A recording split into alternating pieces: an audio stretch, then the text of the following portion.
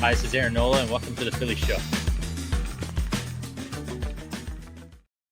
Ruben Amaro Jr., Jim Salisbury, Todd Zolecki. It's Sunday, August 17th, 2025.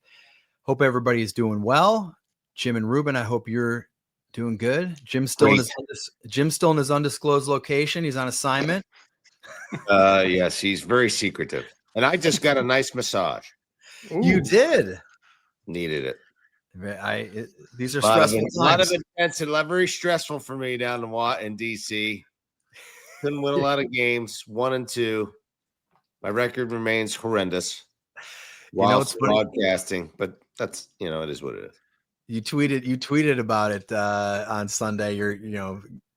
Maybe I'm not in the booth today. Maybe they'll win a game or something. I don't know what you said, but you. All I needed to do is get my ass out of the booth. I think that's what it was. That's what it was. Well, the Phillies did win on Sunday, Ruben, without you in the booth. It was a little bit of an adventure. They won 11-9. They finished the road trip 6-4.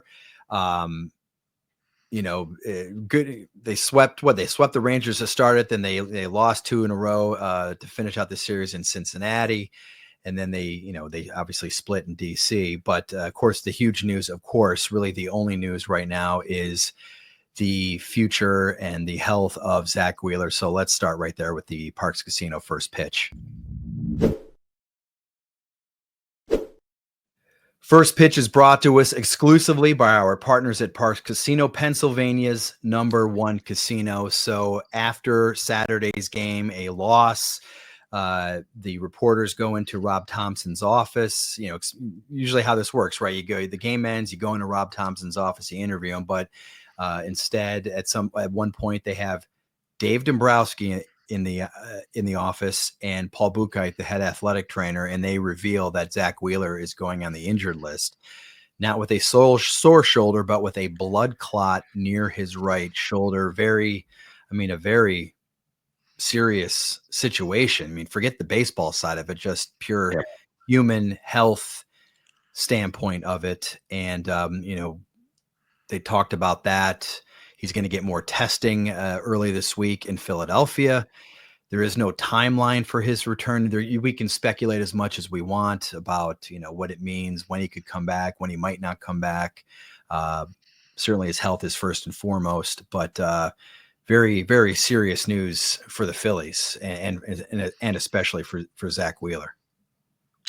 No question. I think you hit the nail on the head. It's a human concern. It's bigger than baseball. When you hear something as medically serious as, a blood clot near his shoulder. So all thoughts are with Zack as we await a prognosis, a timeline. But, the major concern here is, he's a young man with a family. You want to see him get well soon, and hopefully get back and help the Phillies at some point. But, first and foremost, figure out what's going on and get healthy and be the man that you need to be before you can be the pitcher that the Phillies need. It's all about the person. Amen, right. Brothers. Was very concerned when I saw the news. I did get a chance to have a quick text exchange with him. I've known him for a number of years since New York, and really concerned about him. Hope he's doing just fine. He did get back to me. He said, "I think I'll be all right." But again, there's a lot of stuff that has to, be sorted out there as far as the medical piece of it, the diagnostics and such. Thinking of he and his family, most important. No doubt. So we'll find out. I assume we'll find out more this week about Zack.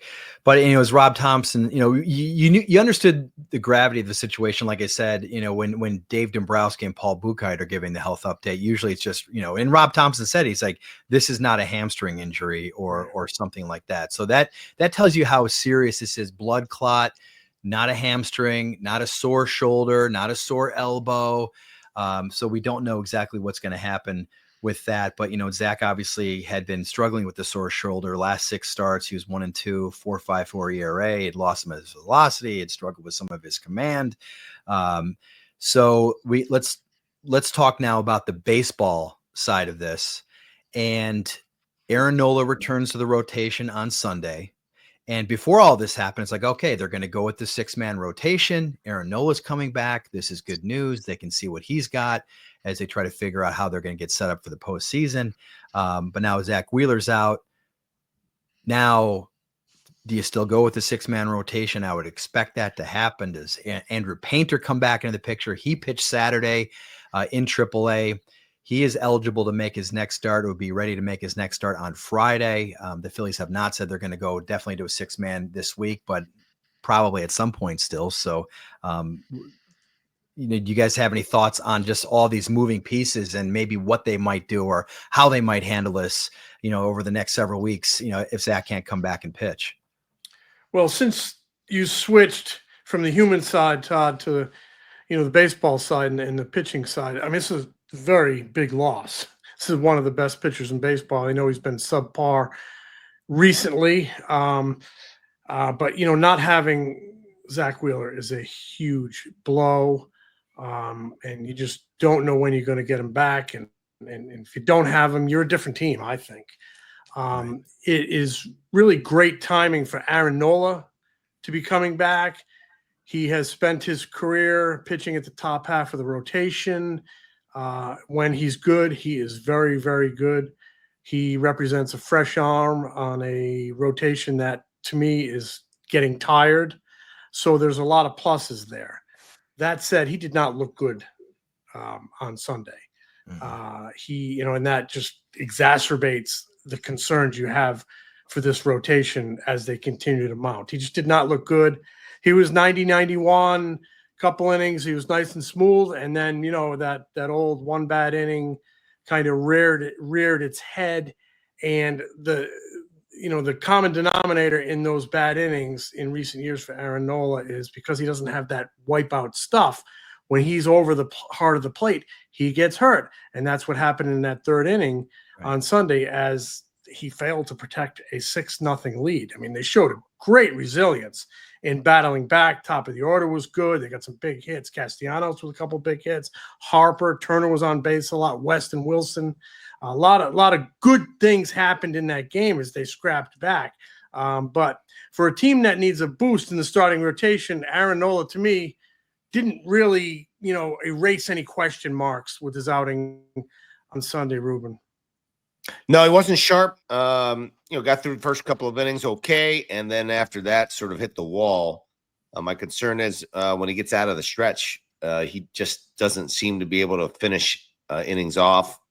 And hey, let's just, for me as a fan, you sort of hope that it's rust, but it was very similar to what we had seen in the early part of the season. So, I mean, unless he improves as he goes in the next couple of starts, it is some concern that he's not going to be as sharp, and he's just going to have to be more perfect. He literally is going to have to be more perfect in the strike zone, much like the adjustments that you see Taijuan Walker making, which has been fantastic. I mean, there's a plus. If you want to look at the plus side of things, he has been outstanding and has been able to manage his inability to have his same stuff, but the ability to be able to pitch with it. And pitch it a little bit differently with his cutter and his split and that sort of thing. But, I think Aaron Nola is going to have to learn that as well, perhaps, to pitch differently and to try to figure out how to stay out of those big innings. My concern about them going to the 6-man rotation right now is that I'm not sure if they have enough bullpen arms or depth. If you have several guys like Nola not being able to go deep in games, now you're really taxing your bullpen. I will be fascinated to see what they do when Alvarado comes back. I would assume they'll stay with the 6-man, or excuse me, I'll assume they'll stay with the 5-man. Have Alvarado come and probably send down Lazar. I think that's going to be the move. But at some point, you're going to have to make some really difficult decisions. Ross has not pitched all that well. Lazar has an option. Romano, he has been okay in certain situations. Did blow up the one time. but has been a little bit better, a little bit more consistent, but used in low leverage, it's going to be kind of crazy. And on 19th, when Alvarado's back, what they're going to do, I would assume right now that they'll probably go to a 5-man rotation and see how that goes for a little while. But, Painter's always a factor, but Painter hasn't really pitched all that well. So that's a little bit of the problem. So I'm fascinated by these next couple moves that are going to be made. I am too, because here's the thing about the 6-man. Before the Wheeler stuff, of course, they're like, well, we need to give these guys a little bit of a blow going down the stretch because these guys are kind of wearing down. Now you lose Zack Wheeler. So Christopher Sanchez is approaching a career high in innings pitched. Ranger Suarez is struggling down the stretch here, and he needs a blow. So now their importance becomes even more. They become even more important in terms of managing their workload, managing their health, keeping them sharp, keeping them fresh, going into the final few weeks of the season, going into the postseason. Because if you're not going to have Zack Wheeler, you really need to make sure you have Christopher Sanchez sharp. You really need to make sure that you have Ranger Suarez sharp, and whoever that third guy might be in the rotation, if they would somehow get the first round bye in the NLDS or get to the NLDS, if it's Nola, if it's Luzardo, whomever it might be. So you're right. It's interesting because you have guys that aren't pitching deep, but they do need the rest. So you go to a 6-man, you're going to maybe put more pressure on those guys. But if you stay in the 5-man with this long stretch of games going up, then you run the risk of maybe wearing down Suarez a little bit more. Maybe you take your one lockdown guy that's left in Christopher Sanchez, and maybe he starts to fatigue a little bit down the stretch. So lots of big decisions that have to be made over the next week or so. So conversely, with the domino effect that is created by Jhoan Duran helping out this bullpen and pushing everybody down, when you lose a guy like Zack Wheeler, the domino effect goes backwards. I mean, you basically have the reverse, right? And that's really, it's fascinating. And obviously it's all about Zack Wheeler's personal health. But when you break down the baseball part of this discussion, it becomes very fascinating and then somewhat daunting for the Phillies, especially if they don't swing the bats the way they should. Because if they don't, then they're really in trouble, because the reliance really all year long has been on the starting pitching. I was just going to say that, Ruben, with the question marks in this rotation, you better score a lot of runs. Yeah. I mean, it's kind of hard to believe what has happened and the question marks that have been raised in this rotation, because it was the best in baseball. It was the strength of this team. It was the foundation of this team. And now it's got cracks all over the place. And we're not sure how they're going to patch him. It's a little hard to believe. And, I would even extend the crack to Lehigh Valley, because Painter has not pitched like people thought he would. Nobody expected him to come here and be a savior, but he was expected to be here by now and probably pitching well. And hopefully and be a contributor, right? And he hasn't pitched well enough for that to happen. Now they might need him, and he'd be a question mark coming here because he just hasn't delivered in AAA. I know he's a young man, he's a developing player, he's got a bright future, but in the now, I think it probably a little bit more was expected from him this season. No doubt. The way that Dave Dombrowski did not shy away from the fact he said right away, I think it was that first press conference, we think July-ish. Maybe it was even earlier than that. He said July-ish for Andrew Painter. So, he put that on there. I'm not, it wasn't. Sometimes when you asked GMs and people, player development people about prospects, right? They go, well, the player's going to tell us when he's ready to go. And that's kind of the standard line. And I get that. And it's 100% true, but Dave was like July-ish, that could be June, it could be August. July-ish though is the timeline. And he's been very open about comparing him to Justin Verlander and Josh Beckett, some of the prospects he had with the Marlins and the Tigers, obviously. So I think they were certainly expecting much better him. Yeah. On Saturday, he gave up in 5 innings, 4 hits, 3 runs, 2 earned, 3 walks, 5 strikeouts. He has a 9.45 ERA in his last 3 starts, a 5.31 ERA in 17 starts this season with the Iron Pigs. So I do want to say one thing. I don't want to throw anybody under the bus necessarily, but I get a little concerned about the player development, pitching development. because if you have a guy this talented and he hasn't really developed, and we haven't seen other pitchers other than maybe Abel, who made the adjustment mentally to put himself in a position for the Phillies to be able to acquire a guy like Jhoan Duran. That's huge. But I'm not sure what's going on down there. I have maybe a little bit of concern about, because this guy, when you talk about can't miss prospects, he was close to one of those, as close to one I've seen. And for him to sort of work his way backwards right now, I'm not sure what's happening. Maybe it's him. Maybe it's the way he's being developed. Maybe it's, I don't know. I'm not there. I'm not watching it. I don't know what the plans have been for him. I don't know what they're trying to make adjustments to and make him and help him with, but doesn't look like he is developing the way he should be developing. And maybe that's just growing pains, but it will be interesting to see what happens if he does, in fact, come here to Philadelphia. Right.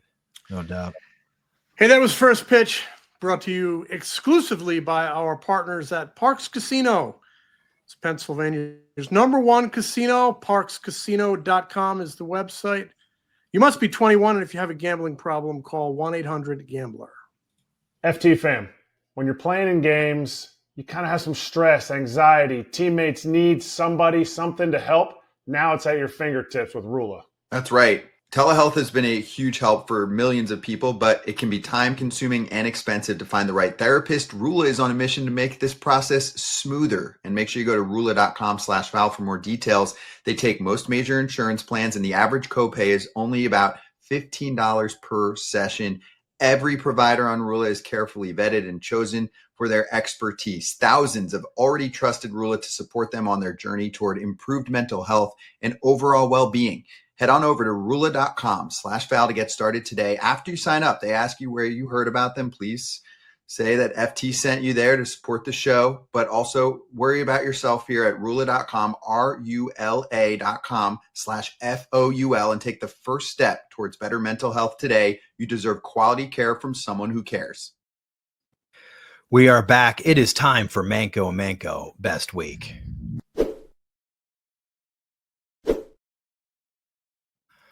Manco Best Week, because Manco is the best of the best every Monday, every Sunday, every first episode of every week at the Philly Show.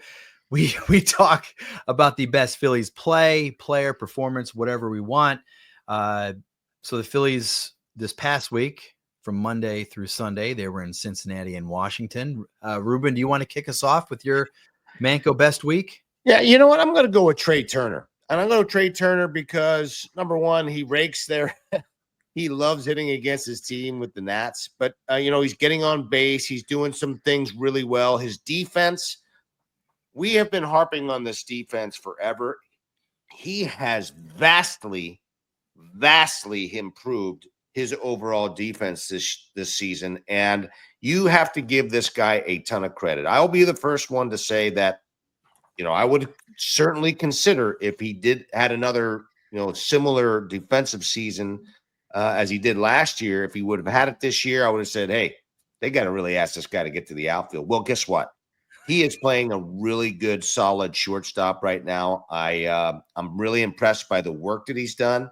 The fact that he's sort of had to break some habits with Bobby Dickerson, with all the work that he's doing with him on the daily, starting off in spring training, and it started off in spring training in 2024 as well. He's taken done the work, and he's also getting on base and doing things and scoring runs and doing the things that the Phillies really need him to do. If they don't have him doing those things, then they're in trouble. But he's getting it done, I think, right now, and I'm just going to go with Trey Turner for the best of the week. I was just looking up, defense. I know defensive metrics are so hot and hit or miss, but 14 outs above average for Trey Turner at shortstop this season, which is a huge improvement. Just tells you how great a defense he's been playing. So great choice. It is a great choice, and I'm glad you focused on the defense. He has made some adjustments with his throwing. He's throwing overhand more, coming off that back leg a little bit more, getting a little more zip on it instead of slinging it from the side where it tails a little bit. I think that's just a nice adjustment. And it just seems like everything has slowed down a little bit, footwork, whatnot, at shortstop. I mean, he had that really tough era that came in the ninth inning back in, was it May? And we're all like, oh, boy. And it was like, for a while, everything was an adventure, but that it has gone by the wayside, and he's become, the 2-out shortstop, and we're not hearing much about that outfield talk anymore. It's really kind of quelled that. For my Manco best of the week, I'm going to go with Jhoan Duran. On Sunday, he got another save. Shouldn't have been in that game. 5-run lead. You got to close that baby out. But the fact of the matter is, he got ready quick, and you're watching as that guy gets on second base and he's not ready yet, and they finally bring him in, and he shuts it down, throwing a lot of splinkers. He's 5 for 5 in save opportunities.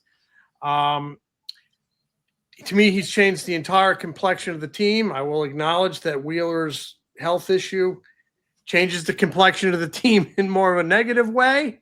Right. But Duran has still made a great impact. I think I said this earlier that I think he'll be the most impactful guy that changed teams at the trade deadline, and the Phillies got him, and he's 5 for 5. So a slice of the pizza for him. Yeah, great call. I'm going with Taijuan Walker. So Taijuan Walker in 2 starts this past week, 0-1, 2.13 ERA, 12 2/3 innings, 12 hits, 3 runs, 3 walks, 5 strikeouts, inducing a lot of weak contact.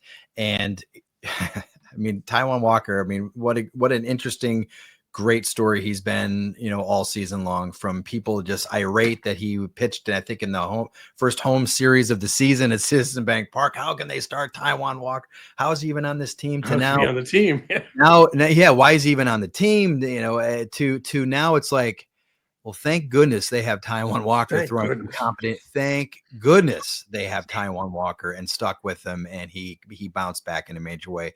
Because could you imagine where they would be right now if they didn't have Taijuan Walker? They would be, they would be really digging down deep. You'd be talking about maybe moving Joe Ross back into the rotation, or Alan Rangel into the rotation, or whatever they might need to do. But just pushing Andrew Painter too quickly to the big leagues. One of those types of things. Exactly. So, so Taijuan Walker has been a heck of a story. He's on a heck of a run, and he kind of helps. He's not going to make up for the loss of Zack Wheeler, of course, but you need guys that can go out and give you 5-6 innings every 5 days, and Taijuan Walker has absolutely done that. So what's he got? 3 straight quality starts? Yeah, he's 0-2, and his last 7 starts, he's got this much run support.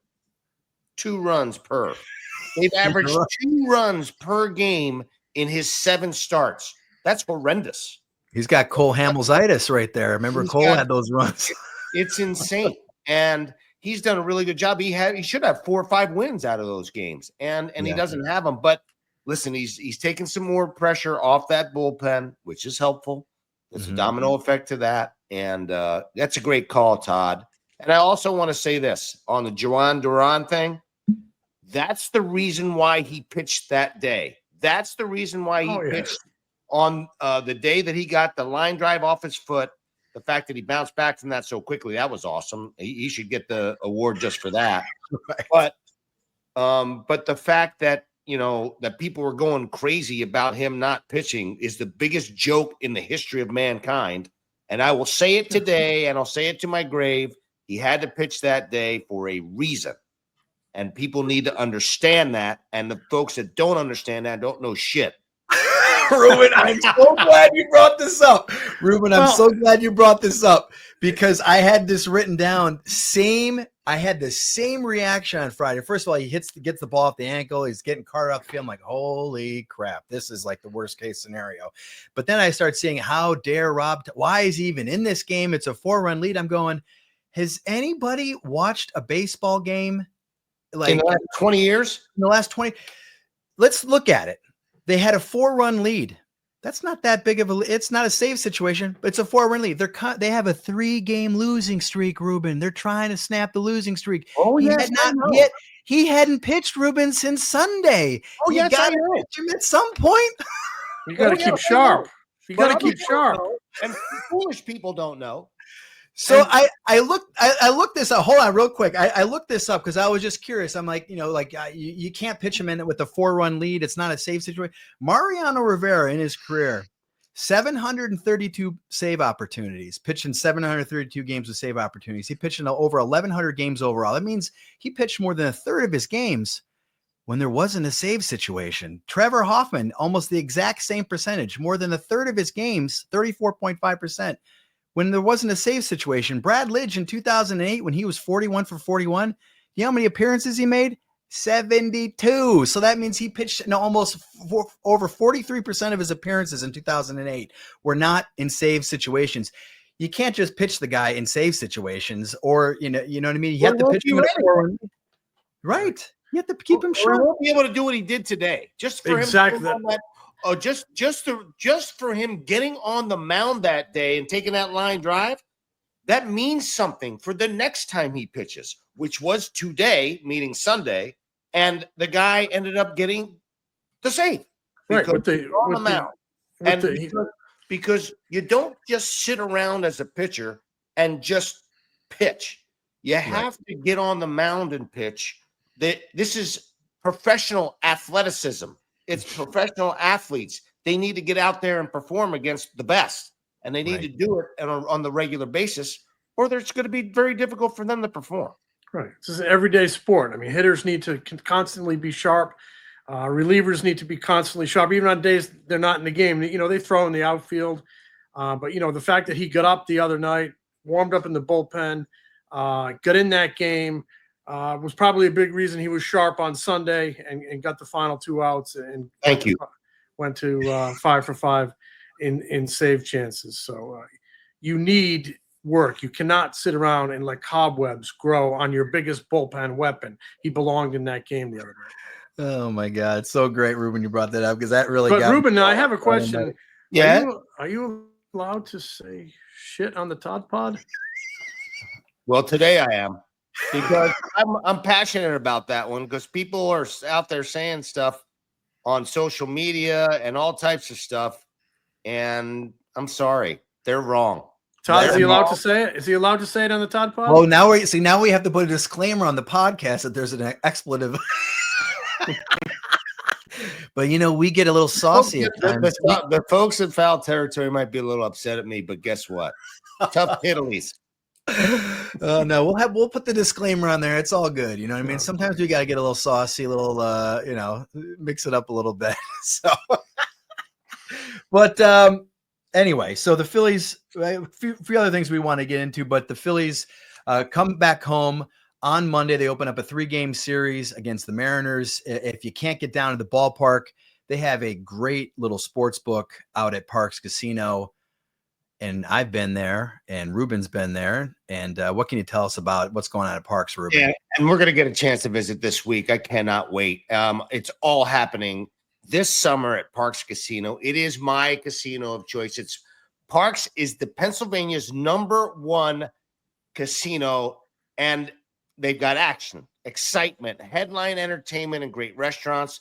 Plus, all summer long, swing by the BetPark Sportsbook for every Philadelphia home game this baseball season. Enjoy the ultimate fan experience. It's $1 hot dogs, $3 Miller Lights, and wall-to-wall action on the 150-foot giant video screen. That's right, $1 dogs, $3 MLs, every home game. Please check out our concerts, comedy, and more at the state-of-the-art Excite Center as well. A collection of award-winning restaurants, Parks Grill Steakhouse, Bamboo Noodle House, and the Liberty Bell Gastropub and Beer Garden. Parks Casino, this is how you win. ParksCasino.com for tickets to all shows. You must be 21. If you have a gambling problem, please, 1-800-GAMBLER. Dollar Dog Night lives on. It does. Parks. Nothing like a good dog, man. I love it. That's great. So a couple of things before we finish up here. Alec Bohm returned to the lineup on Sunday in the series finale in DC. He makes his presence felt, goes 2 for 4 with a 3-run home run. And who knows what Alec Bohm is going to bring to the end of the season, but and you're not going to get that every day, of course. But if they can get the production that he gave him the last 2 seasons going down the stretch in light of what's going on with the rotation, what a huge boost it would be. And I was kind of surprised to look this up today. Phillies cleanup hitters this season, and he's been hitting cleanup a lot this season before he got hurt. Phillies cleanup hitters this season are 21st in baseball with a 717 OPS. That's the lowest mark by a Phillies group since 2014. It's the second lowest group by a Phillies team since 1959. So their production in the cleanup spot this year has been pretty dreadful. So if you can get more games like this from Alec Bohm, it would go a long way. Again, especially like I said, with the issues surrounding the rotation right now. Mm-hmm. Yeah, it's a great opportunity for somebody to step up and put their thumbprint on this team. Maybe it's Aaron Nola. I don't know. He had a difficult start on Sunday. Maybe he, reels off 5 or 6 good weeks here. Mm-hmm. Maybe it's a guy like Alec Bohm, who's kind of, he's had a quietly, okay season, but I think we all believe there's a lot more there. And they could really use that right-handed stick behind their 2 big left-handed guys. So, I mean, it's a really good thing that the Mets have struggled. The Phillies have maintained that, 5-ish game lead because the Mets just, have struggled pretty much in all phases of the game. So even though with their cracks, the Phillies have a chance to surge, continue their surge and put this thing away. But they're going to need some different type of contributors. Maybe Castellanos comes alive after a really good day on Sunday in Washington. They got to get some more from the balance of their roster, not just Kyle Schwarber all the time. So I think about the offense, and I had a talk with Bobby Dickerson about this. I believe, as he does, I believe in run production. You either score runs or you drive in runs. That's what it's about. And over the last several years, Alec Bohm has driven in a lot of runs. Sure has. Yeah, he started off very, very poorly this season. He bounced back nicely, kind of leveled off. Then he got hurt. He's been out. But he's really important to this team because he can drive in runs. And they don't drive in runs. Their runners in scoring position situation right now can be dreadful at times. But the man, over the last 2 years, has been their best hitter with runners in scoring position with 2 outs, and one of the better ones in baseball. They need somebody to do that. That's why he's important to this team, if nothing else, to produce runs, and he can do it. He hasn't done it as consistently this year, but he's a guy that's, if you look on the back of that baseball card, if you believe in that, then he's a guy that can be super important as well to protect the 2 left-handers in Harper and Schwarber in the lineup. Yeah, 97 RBIs each of the last 2 seasons. And last year, I think he only had like 3 in the month of July. He had a very quiet month. So, I mean, you're driving in close to 100 runs two years in a row. He puts the bat on the ball, and he doesn't speed up his heart rate with runners on base. I know he's not a guy who launches, and people get frustrated by that, but I'll take a double, even an inside-out swing. I'll take the double to the take a base hit with man on field gap any day with runners on base. And, he comes back, hits a bomb on Sunday, and they were 7 for 14 with runners in scoring position. So good to have him back. He's important. And Nick Castellanos, guys, we talked about him on Friday. Maybe he's not going to be platoon, but maybe rest a little bit more. And he did not play on Saturday. Rob called it a scheduled day off. He comes back on Sunday, goes 2 for 5, a double and a home run. That's his first multi-hit game since August 1st.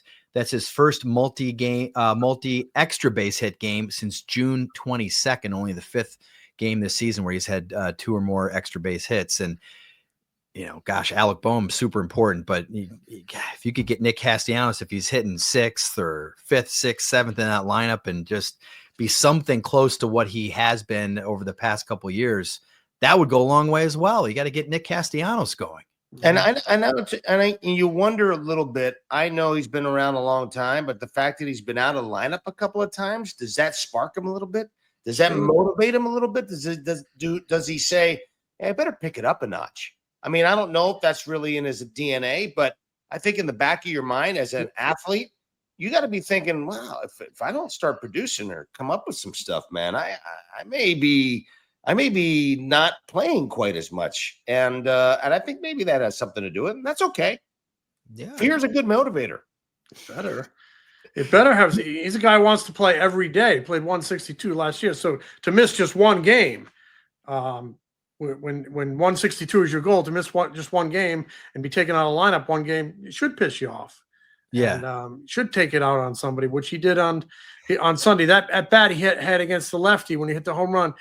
He spoiled a couple breaking balls. He looked extremely confident in the batter's box, like Nick Castellanos when he's going good. So that was good to see. Good sign. Yeah, I mean, he is a guy that I think when he's not in the lineup, when he's dropped in the lineup, I think he takes that personally. So, not to steal that Michael Jordan line. That wasn't my intention there, but then I took that personally. Nothing wrong with an "I'll show you" attitude. I love it. Go do it. Go hit 300 the rest of this season. Hit 15 doubles in 6 weeks. Yeah, go ahead and do it. So, all right. Well, we'll be back later this week with expected news, I guess, on Zack Wheeler and kind of what's going on with him. Again, best wishes to him. It's certainly more of a, we're thinking more about the person and the family, man. I mean, such a great, he's a great guy. I love talking to him. He's, so best wishes to him. And we'll talk about the Seattle series, which starts Monday night. Big Dumper is in town. So the Phillies have to contend with the Big Dumper. Great nickname. Big Dumper in the Shorebarian. Yeah, that's a fun little week right there at Citizens Bank Park. So, interesting. It would be fun. We'll talk to you guys later. Smell you later, boys. Smell you, Jim. The Philly Show is brought to you by the Foul Territory Network. Subscribe to The Philly Show on YouTube and wherever you get your podcasts.